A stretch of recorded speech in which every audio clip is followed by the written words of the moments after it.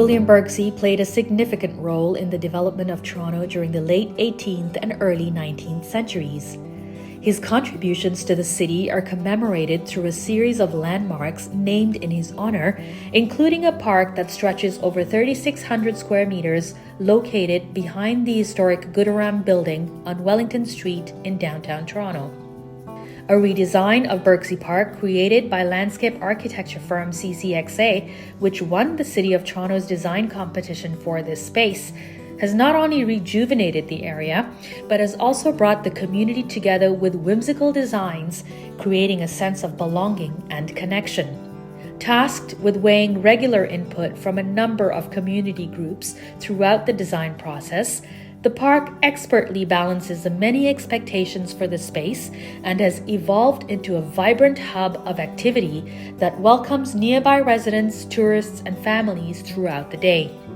Marc Hallee and the late Claude Cormier played an integral role in the redesigning of Birksey Park, from initial detailed plans that transformed the park into the functional and beautiful space it is today. Welcome to Birksey Park. As you can see, it's the heart of the neighborhood. We're in the old town of Toronto. And if you look at archive photos, the old town was pretty extraordinary. When the Gardiner Expressway was built in the 60s, everybody moved to the suburbs.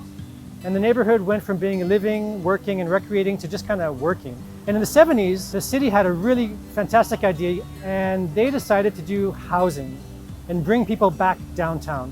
And the park in 1980 was transformed into the first incarnation of Birksey Park. And it was a simple park with trees, grass, and also this amazing piece of public art by Derek Besant in 1980. If you look around us now, more than 50% residential now in this neighborhood. And you have people here now at all hours of the day, and there's pulses of action and program are overlapping.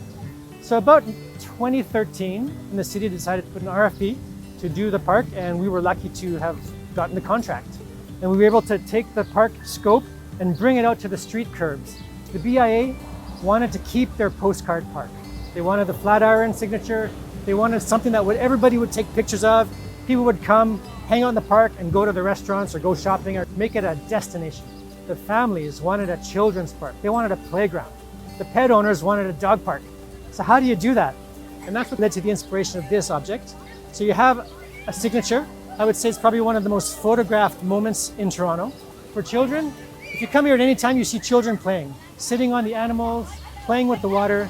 It became also a play feature. And then for the dogs, there's a trough of water at the base of the pool with fresh water that comes and goes and refreshes regularly. So you have these sculptures of dogs, and you have real dogs kind of mixing, and it adds to the surreal moment that even makes it more interesting. But also, it's a small park, but we wanted the park to feel big. So in addition to bringing the park to the street curbs and beyond, we also put desire lines that took the longest routes, the diagonals through. So from that corner, shortcut to the financial district over there, it's the longest route in the park. It makes the park feel really big. And then as for the grading, we wanted to have these small mounds that you could see over, so you're safe, but at the same time, about the height of a car, so it hides the traffic from the streets and you feel kind of buffered in from the traffic. So all the storm water that falls on the park drains towards the street and is captured and diverted to the trees. So all the rainwater is used to irrigate the trees in the park. The context is very rich. The facade of the buildings, the towers around us, the neighborhood itself, it's really, really rich. So we want to create sort of a simplicity in the design as well, but also some details that also make you feel that this is someplace special. We worked with a fantastic fountain designer who's actually based in Toronto, but he's done some of the most famous fountains in the world. He chose the dogs that were most universally loved.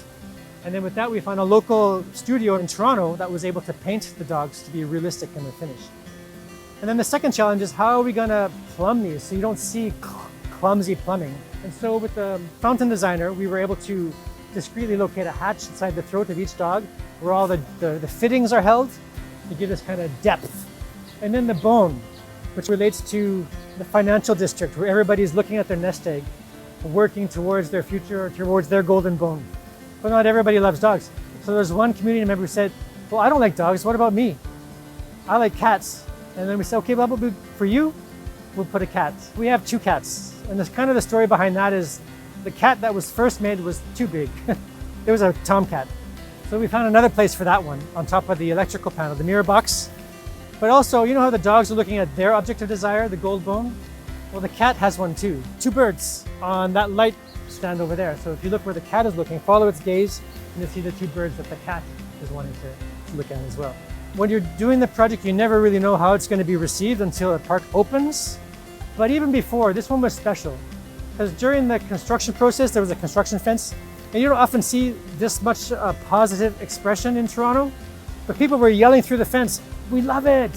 It's gorgeous! It's nicer than what you see in Paris!" As the fountain was coming together, people were getting really excited. So that was a good sign. If you come here any time when a nice day in the summertime when the fountain's running, the park is always full of people. And for me, that's the sign that it's been adopted by the community, by the neighborhood, and people love it. And that's a sign of approval that it's working.